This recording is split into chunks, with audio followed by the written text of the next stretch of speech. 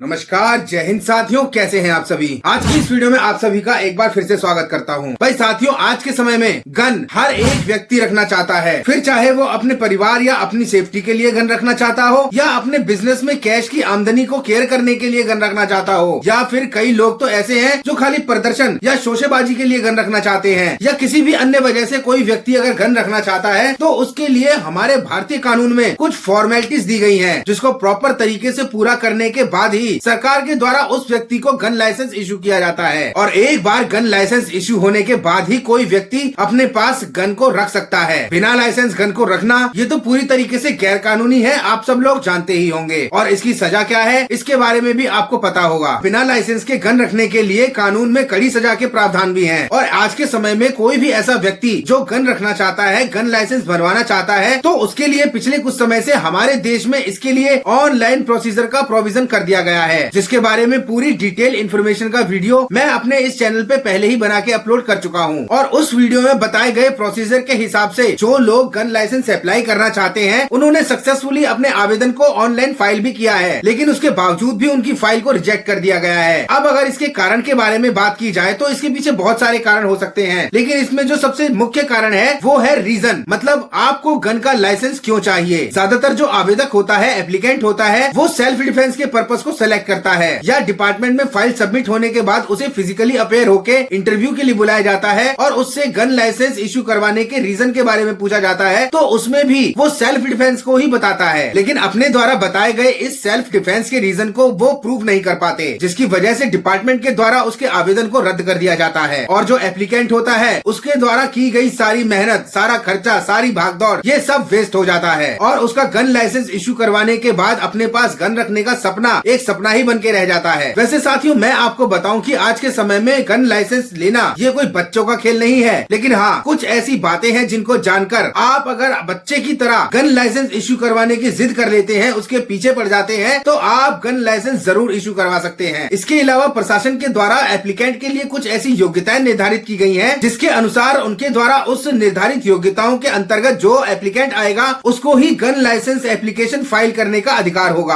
अब साथियों, क्या है वो निर्धारित योग्यताएं और कौन से हैं वो सभी वैलिड रीजन जो गन लाइसेंस एप्लीकेशन की फाइल के लिए जेन्युइन यानी उपयोगी माने जाते हैं। बड़े काम का और जानकारी भरा ये वीडियो होने जा रहा है, इसलिए इस वीडियो को एंड तक पूरा जरूर देखिएगा। लेकिन वीडियो शुरू करने से पहले मेरी आप सभी से यही रिक्वेस्ट है कि अगर हमारी ये वीडियो आपको पसंद आए तो इसे लाइक करके अपने सर्कल में जरूर शेयर करिएगा। और अगर चैनल पे नए हैं तो इसी तरीके से पुलिस, प्रशासन, कानून, नागरिकों के अधिकार और किसी क्राइम की इन्वेस्टिगेशन से जुड़े वीडियोस देखने के लिए हमसे जुड़े। हमारे चैनल को सब्सक्राइब करके बेल आइकन पे क्लिक करके ऑल पर भी जरूर क्लिक करें, ताकि हमारे इस चैनल पे आने वाले सभी वीडियोस के नोटिफिकेशन आप तक समय समय पर पहुंचते रहें। तो चलिए वीडियो शुरू करते हैं। तो साथियों, सबसे पहले हम बात करते हैं एप्लीकेंट की योग्यता के बारे में। गन लाइसेंस एप्लीकेशन फाइल करने वाला जो एप्लीकेंट होता है, उसके लिए बहुत ही साधारण सी योग्यता निर्धारित की गई है, लेकिन इन योग्यताओं को भी पूरा करना एप्लीकेंट के लिए बहुत जरूरी होता है, जिसमें कि सबसे पहले वो भारत देश का नागरिक होना चाहिए। इसके अलावा एप्लीकेंट की जो उम्र है वो 21 वर्ष से ज्यादा होनी चाहिए। अब इन दोनों योग्यताओं को पूरा करने के बाद एप्लीकेंट चाहे किसी भी धर्म का हो, उसका किसी भी तरीके से कोई भी आपराधिक रिकॉर्ड नहीं होना चाहिए, मतलब उसके ऊपर कोर्ट में किसी भी तरीके का कोई केस ना चल रहा हो और पिछले 3 से 5 सालों में उसके ऊपर किसी भी आपराधिक मुकदमे में फैसला ना आया हो। इसके बाद जो अगला पॉइंट है वो ये है कि एप्लीकेंट का मेडिकल सर्टिफिकेट उसे जरूर बनवाना होगा, जिसमें कि एक सर्टिफाइड MBBS सर्जन डॉक्टर ये सर्टिफाइड करके देगा उस एप्लीकेंट के बारे में कि ये फिजिकली रूप से पूरी तरीके से सही है, मतलब कि उसे आंखों से सही दिखाई देता है, वो चाल ढाल में सही है, वो गन को कैरी करने के लिए सही है, वो मानसिक रूप से भी सही है। इस तरीके से उसे अपनी बॉडी और अपने माइंड से रिलेटेड एक मेडिकल सर्टिफिकेट इशू भी जरूर करवाना होगा। ये भी गन लाइसेंस एप्लीकेशन की फाइल का एक पार्ट है। इसके बिना एप्लीकेंट के गन लाइसेंस की फाइल कंप्लीट नहीं हो सकती। इसके अलावा एप्लीकेंट को अपने एरिया के संबंधित थाने से अपना कैरेक्टर सर्टिफिकेट भी बनवाना होता है, जिसमें कि संबंधित विभाग के द्वारा एप्लीकेंट के बारे में ये सर्टिफाइड करके दिया जाता है कि कैरेक्टर वाइज गन लाइसेंस की फाइल को अप्लाई करने के लिए उपयुक्त है। अब साथियों, बात करें अगले पॉइंट के बारे में, तो किसी भी एप्लीकेंट के पास गन लाइसेंस एप्लीकेशन की फाइल को अप्लाई करने से पहले गन प्रशिक्षण प्रमाण पत्र होना कंपलसरी है। अब कई लोग ये जानना चाहते होंगे कि गन प्रशिक्षण प्रमाण पत्र क्या होता है। तो साथियों, ये एक तरीके का सर्टिफिकेट होता है जो ये सर्टिफाइड करता है कि जो एप्लीकेंट है वो गन के बारे में अच्छी तरीके से जानकारी रखता है। गन को किस तरीके से रखना चाहिए, किस तरीके से कैरी करना चाहिए, उसको किस तरीके से लॉक करना चाहिए, अनलॉक करना चाहिए, किस तरीके से लोड और अनलोड डाउनलोड करना चाहिए और कभी जरूरत पड़ने पर गन धारक व्यक्ति को गन से अगर कोई फायर करना पड़े तो वो किस तरीके से करना चाहिए। इस सर्टिफिकेट को बनवाने के लिए भारत देश की प्रत्येक जिले में एक शूटिंग रेंज होती है, जहाँ पर इस तरीके से गन लाइसेंस एप्लीकेंट को एप्लीकेशन फाइल करने से कुछ दिनों पहले जाके 3 दिन 5 दिन या लगभग 7 दिनों की ट्रेनिंग लेनी होती है, जिसकी साधारण सी फीस जमा कराकर वहाँ पर उसे ये ट्रेनिंग दी जाती है और ये ट्रेनिंग कंप्लीट होने के बाद ही उस एप्लीकेंट को उस डिपार्टमेंट के द्वारा, उस प्रशिक्षण संस्थान के द्वारा वो सर्टिफिकेट दिया जाता है। लेकिन ये पॉइंट अगर कोई आर्मी पर्सन है, कोई पुलिस का आदमी है, वो अगर इस तरीके से गन लाइसेंस एप्लीकेशन की फाइल को अप्लाई करता है तो उसके लिए ये चीज अप्लाई नहीं होती। वहाँ पर उसको गन प्रशिक्षण प्रमाण पत्र की जगह अपना सर्विस सर्टिफिकेट दिखाना होता है। अब साथियों बात करते हैं इससे अगले पॉइंट के बारे में। गन लाइसेंस एप्लीकेंट को अपना डेट ऑफ बर्थ प्रूफ, अपना रेजिडेंस प्रूफ और अगर उसका कोई बिजनेस है या उसकी कोई मोटी इनकम है तो उससे रिलेटेड ITR या बैलेंस शीट भी उसे इस एप्लीकेशन को फाइल करने के दौरान कंपलसरी चाहिए ही होता है। अब साथियों ये तो थे gun licence application form A1 को फाइल करने के दौरान लगने वाले सभी इंपॉर्टेंट डॉक्यूमेंट जो कि मैंने आपको बता दिए। अगर आप भी अपने आर्म लाइसेंस को अप्लाई करना चाहते हैं तो सबसे पहले हमारे चैनल को सब्सक्राइब करके वीडियो गैलरी में जाके आर्म्स लाइसेंस को ऑनलाइन अप्लाई करने के पूरे ऑनलाइन प्रोसेस के आप वीडियो देखें, उसके बाद ही उसे अप्लाई करें। इससे आपको ऑनलाइन एप्लीकेशन फाइल करने के लिए बहुत ही सहूलियत होगी। तो साथियों ये थी वो गन लाइसेंस एप्लीकेशन को फाइल करने से जुड़ी इंपॉर्टेंट जानकारी जो मैंने इस वीडियो के माध्यम से आप लोगों को दी। इसके बावजूद भी अगर आपका इस बारे में कोई सवाल है तो उसे आप कमेंट बॉक्स में मेंशन कर सकते हैं। मैं उसका जल्द से जल्द अपनी तरफ से बेस्ट रिप्लाई देने की कोशिश करूंगा। वीडियो अगर आपको पसंद आए तो इसे लाइक करके अपने सर्कल में जरूर शेयर करें और चैनल पे नए हैं तो इसे इसी तरीके से कानून, पुलिस, प्रशासन, नागरिकों के अधिकार और किसी क्राइम की इन्वेस्टिगेशन से जुड़े वीडियोस देखने के लिए जरूर सब्सक्राइब कर लें और बेल आइकन पे क्लिक करके ऑल पर भी क्लिक कर लें ताकि हमारे आने वाले वीडियोस के नोटिफिकेशन आप तक समय समय पर पहुंचते रहें। तो मिलते हैं अगली किसी नई कानूनी जानकारी भरे नए वीडियो में। तब तक आप सभी खुश रहें, सेफ रहें, स्वस्थ रहें। जय हिंद, वंदे मातरम।